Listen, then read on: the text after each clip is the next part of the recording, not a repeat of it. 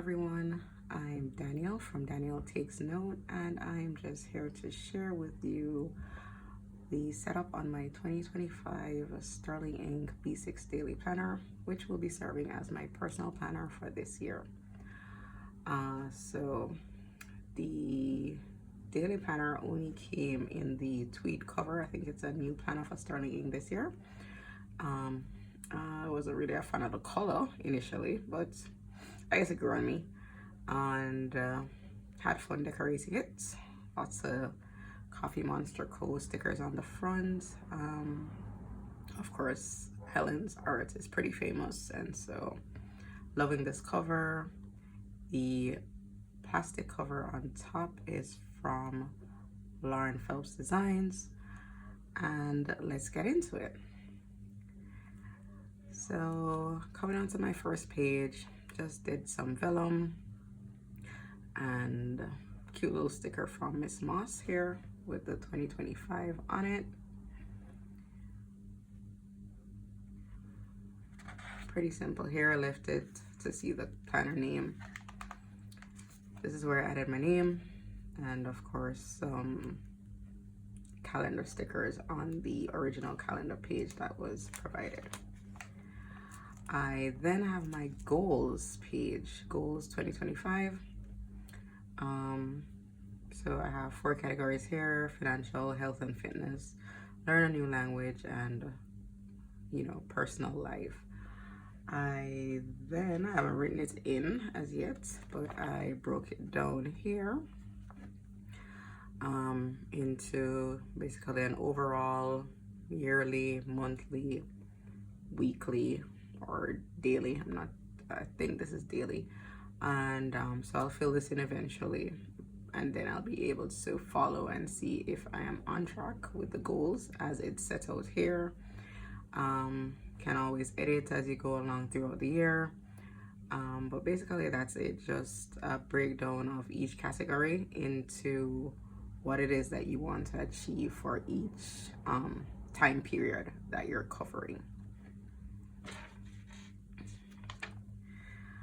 Then I go into my trackers. Last year, I think I tried to do some tracking, and I guess it was too overwhelming. And so I decided to be pretty simple in terms of trackers, only doing exercise, my face routines. The little sun is the morning face routine. The other one is the afternoon face routine, and then the Spanish that I want to do, the new language that I had highlighted in goals that I want to learn. And then I'm doing this hatch pattern to track, and so hopefully I can keep that up throughout the year. And so I have those pages to set up. Then I think this was the December page for this planner. Since I wasn't planning to start using it in December, I decided to cover that page. I love this vellum from Every Minute a Story. When I saw it, I had to get it, and so I decided to put it at the front of the monthly pages by covering the December page that originally came in the planner with it. So that's that vellum. And then we get into our monthlies. So this is the monthly setup for January. I think I've set up the first 6 months of my monthlies. So basically I kept it really fun using the kits from the Coffee Monster Co. Highlighted some little fun holidays: Introvert Day, J.R.R. Tolkien Day, Bird Day, and school reopens here. Just major little happenings and fun holidays I decided to look at. Payday, using lots of stickers, letting it look fun. Just something to enjoy looking back on, and that I can keep track of. Just major stuff, birthdays during the month. And so I have that going: February, March, April, May, June. So that's where I've gotten so far. And then we move into our daily pages. So this is January. Now the Sterling daily planner. They have a fun little cover page, which I missed when I switched from the Hobonichi Cousin to a Take a Note. For the last 2 years, the Take a Note does not have this, I guess what you call it, cover page. And so I liked having this cover page back. But definitely the Hobonichi is a little overwhelming for me because I don't use the weekly section. So with a daily option where you just have monthly and then you go straight into dailies, I thought the Sterling ink was pretty perfect for that. So you still got a cover page here. Use some stickers from EMAS here, Every Minute's a Story. And then I just have 2 little highlights, important, like dates or appointments, and then remember if anything like happened, like I changed my battery. So I just wrote that down, my car battery. So I just wrote that down so I can just flip back and say, okay, when did I change my car battery? In January, on the 10th. So any little major stuff I can put under remember, any appointments and things I need to remember. Not remember because that's here. Things that are important like appointments and such, I have on the important. And then that's basically it. I then go into my daily pages. This was January 1st, which is just like a little, kind of letter to myself to say, hey, this is what I'm looking forward to achieving for the year. Of course, I thought the sticker was perfect. Don't take life so seriously, because the moment you do is the moment you're going to get overwhelmed. And so I decided to just take it one step at a time. And that's it, basically. So January 1st. Today is the 12th, so I think I would have gone up to the 11th in terms of spreads. I'm still playing around with how I'm doing. This is a pencil that I use to mark like a little sidebar for myself. I'll probably do some to-dos. I started putting the habits there, but I don't know. I'm not sure if I'm gonna keep up with this. I'm hoping to probably put meals here as well.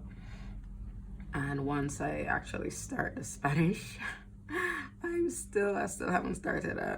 January is supposed to start on the 6th. I got it pushed back now to the 13th. That's when the year starts, January 13th. So I'll probably put meals and whatever Spanish lesson I would have covered for the day. So still playing around with this sidebar. I have prompts, and then I have a little recap of the day after the prompts here. Right.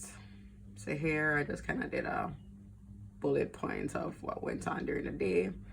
Just some days you don't want to write here. Definitely didn't want to write anything. Just nothing happened on Thursday, January 9th. It was just a pretty routine day, and I don't think I always need to write what routine is. So some days you have a full page, other days you don't.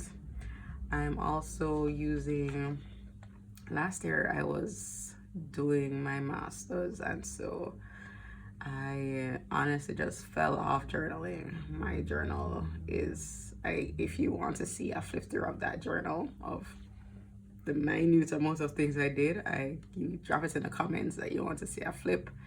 But I really stopped journaling because I was so focused on my last year of my master's, had a goal that I wanted to achieve, and so it really fell off. So definitely want to use my stash more. I got a new desk, and organizing, I was like, oh my god, I have so much washi, I have so much stickers, definitely need to use them more. So having fun using them. As I said, in the monthly section I'd show that I was tracking some fun holidays, so kind of using the fun holidays as themes. So National Milk Day is actually on the 11th, and Houseplant Appreciation Day is on the 10th, but life is life, and I mixed up the days. So Milk Day, Plant Day. So really having fun using a theme instead of just trying to like, oh my god, what washi am I going to use today, you know, what am I trying to. So I'm just kind of using the daily themes to help me. So as I said, today's the 12th, so I have the 12th to do, and that's basically it. Around the back, after the daily section, there are notes pages around here. Let me see if I can get to the last page, because that's where I wrote. So like my face routine, my friend gifted me a face routine for the holidays.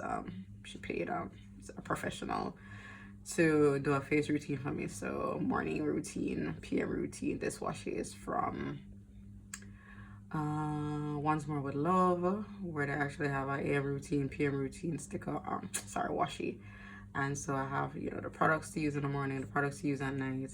And so this is on one of the blank note pages here. And that is basically it for my Sterling Ink B6 Daily. I hope to come back and probably do some monthly flip throughs so that you can see the spreads a little bit more. If you have any questions, you can drop it in the comments. Why did I switch from the Take a Note? My name is Danielle Takes Notes, so clearly I love the Take a Note, but you know, sometimes routine, or what shall I say, planner happiness does not mean that you always want to stick to that routine. So I thought it was becoming a little bit too predictable in terms of how there's only a certain way you can set up a spread in a Take a Note because of how the dailies are set up, where it's 2 per page, right? So, and then I was using an A6 as well. I thought the A5 was a little bit too big, but then the A6 was becoming a little bit too small. And so I said, hey, I love it, but I need a switch. And so I switched to the Sterling Ink, but that doesn't mean I'm not using a Take a Note planner this year. Actually, I'm using their new layouts. They're slim bi-weekly, and I'm using this as a budget planner. And so still have a Take a Note in my lineup, so haven't tossed it away totally, and I still might go back to their original planners next year, who knows. But for now, I'm really enjoying this planner. Let me know in the comments if you enjoyed the video. Try to make it short, try to make it fun, and thank you so much for watching, and I hope you follow me on Instagram if you already don't, at danielle.takes.notes. Have a great day, everyone. Thanks for coming. Bye-bye.